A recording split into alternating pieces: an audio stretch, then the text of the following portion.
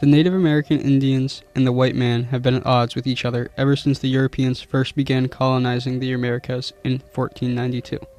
By the year 1830, United States President Andrew Jackson signed the Indian Removal Act into law, which resulted in the tragic Trail of Tears. This was just the beginning of what would become years of trying to force the Native Americans westward onto reservations and away from the white man's civilization. This resulted in the near destruction of the Native Americans' culture for good. Battles such as the Wounded Knee Massacre in 1890 and attempts at assimilation, such as the Carlisle School in 1900, would aid in this Indian destruction. In the years to come, the federal government would establish many policies creating Indian reservations, brutal warfare against Indians, and the assimilation of the Native Americans into white culture, forcing Indians into complying with their demands. Native Americans were greatly impacted by these government policies, nearly destroying their culture, way of life, and their civilization as a whole. The majority of Native American tribes in the Great Plains spent their days following the migrating buffalo wherever they roamed. They used the buffalo's meat as a food source, its skin and fur to make clothing, and their bones were sharpened to create weapons. The reservation policies assigned the Native American tribes large tracts of land, known as reservations, the first of which being in Oklahoma, which was approved by Congress in Andrew Jackson's Indian Removal Act of 1830.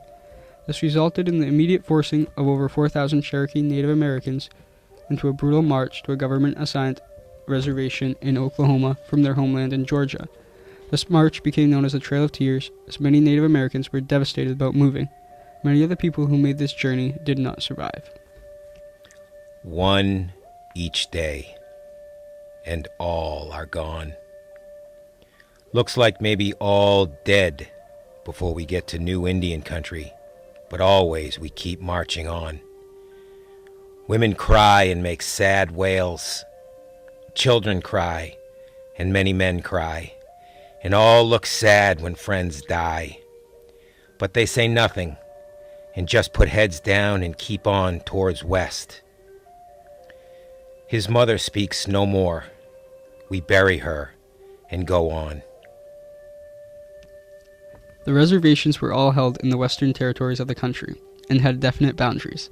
With these boundaries, they were not able to follow the buffalo, which would effectively remove their best resource. Many tribes did not actually follow through with this policy and continued to follow the roaming buffalo anyways. Even though these reservations were just for Native American people, many other people such as miners, homesteaders, and ranchers continued to settle on this territory. This led to violence and eventually led to all-out warfare with the United States. I see no longer the curling smoke rising from our lodge bowls. I hear no longer the sound of the women as they prepare the meal. The antelope have gone, the buffalo wallows are empty.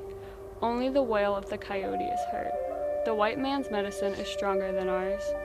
We are like birds with a broken wing.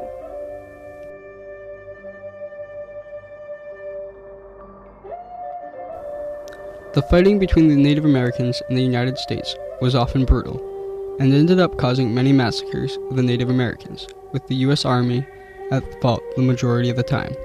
The Sioux War occurred in 1866, and during that time the tables turned. An army column, being led by Captain William Fetterman, was demolished by the Sioux warriors. After the first round of wars, treaties were formed that attempted to keep the Plains Indians on small reservations and gave them the promise of government aid.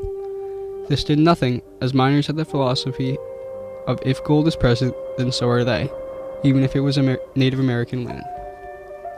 This and the Indian Appropriation Act of 1871, which ended the recognition of Native American tribes as independent nations by the federal government and nullified all previous treaties made with them, led to a second round of wars between the U.S. and the Native Indians. A second Sioux War occurred, and before being defeated, the Sioux ambushed and destroyed Colonel George Custer's command at Little Bighorn in 1876. One last effort was given by the Indians to resist the U.S. government controls, was known as the Ghost Dance. This religious movement's leaders believed that it would return prosperity to American Indians.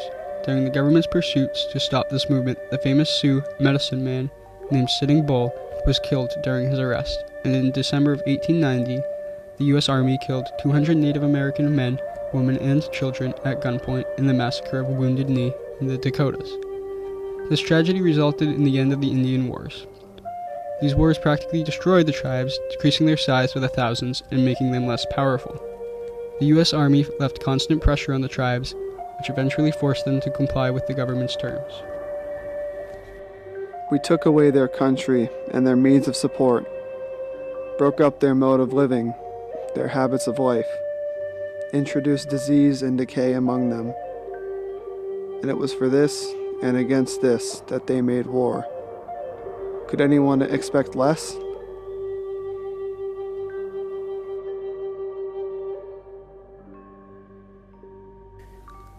Many Americans wanted the Native Americans to join American society and to end their culture altogether. The reformers wanted to do this through the process of assimilation. They advocated things for the Native Americans such as formal education, job training, and conversion to Christianity. Boarding schools were established that segregated Native American children from their families and societies to teach them white culture as well as farming and industrial skills. One of the most well-known boarding schools was the United States Indian Industrial School, commonly known as Carlisle Indian Industrial School, located in Carlisle, Pennsylvania. This school and many others like it were designed to eradicate the former culture and force them into the culture of the white man. To help achieve the U.S.'s goals of ending their culture, the Dawes Severity Act was formed in 1887. This act was designed to ultimately break up tribal organizations. This act divided the tribal lands into plots reaching 160 acres in size, depending on the size of the family. They were expected to stay on this land for at least 25 years, all while adjusting to the white man's way of life.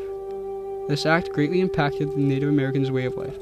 Even though the government distributed around 47 million acres of land to them, they also took away 90 million acres of their land and sold it to white settlers.